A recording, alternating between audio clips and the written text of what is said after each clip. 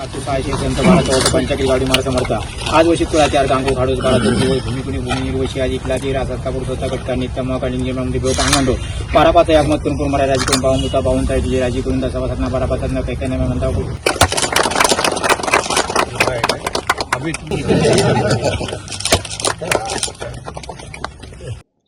त्या दिवशी जसं मी 24 जानेवारीला जाहीर केलं होतं की 3 स्पॉट आम्ही लोकांनी निवडलेले आहेत. त्यापैकी हा एक स्पॉट आहे जिथे आज सुरू होत आहे आणि 2 स्पॉट टप्प्याटप्प्याने सुरू होणार आहे. त्याची चर्चा आमची PPP मॉडेल म्हणजे पब्लिक प्रायव्हेट पार्टनरशिपच्या माध्यमातून ते दोन्ही स्पॉट आम्ही निवडलेले आहेत. एक कुडाळ क्रेडाईशी बोलणं होतं आणि बांद्याच्यासाठी पण काही नावं पुढे आलेली आहेत आणि आम्ही लगेच त्यांना ती जबाबदारी देणार आहोत काम सुरू करण्यासाठी.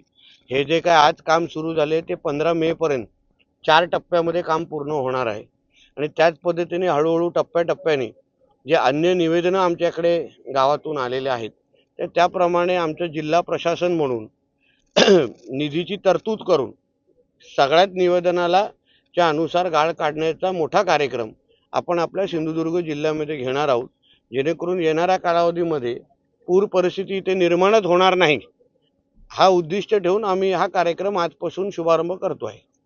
त्यासाठी मी आणि आमच्या जिल्हाधिकारीजींनी काही पर्याय विचार केलेले आहेत.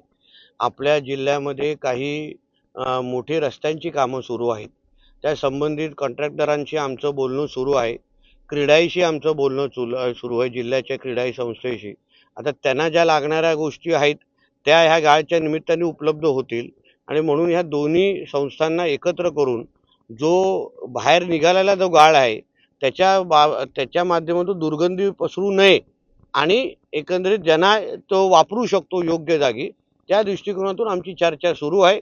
कुठेही लोकांना दुर्गंधीचा सामना करायला होणार नाही किंवा ही वेळ येणार नाही याची काळजी जिल्हा प्रशासन म्हणून आम्ही घेणार आहोत. एक लक्षात घ्या, जे काही मी वक्तव्य केलेलं होतं ते परीक्षेच्या कॉपी संदर्भात होतं. वारिस पठाण आणि हे सगळे काय बोलतात ह्याला हे विषय गौण आहे. शेवटी मी कोणाला पत्र लिहिलेलं, आमच्या शिक्षण मंत्र्यांना पत्र लिहिलेलं.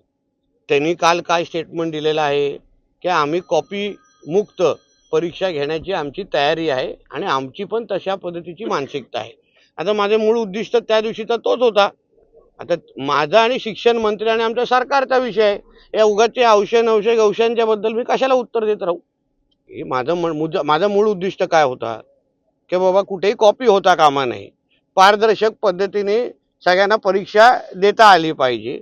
जो नियम एका धर्माला लागतो तो अन्य धर्माला लागला पाहिजे, एवढी स्पष्ट माझी भूमिका होती.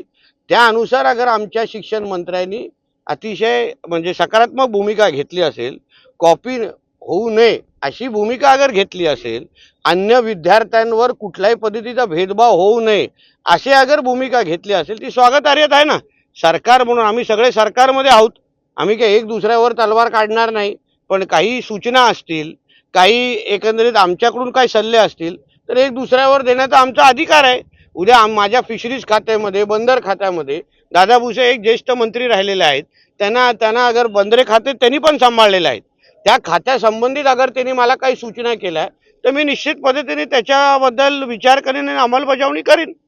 म्हणून आपल्या शिक्षण आणि परीक्षा पद्धतीमध्ये पारदर्शकता यावी, भेदभाव होऊ नये या दृष्टिकोनातून मी केलेलं वक्तव्य होतं आणि त्यामुळे जे काही भुसेजींनी घेतलेली भूमिका आहे त्याचं मी स्वागत करतो.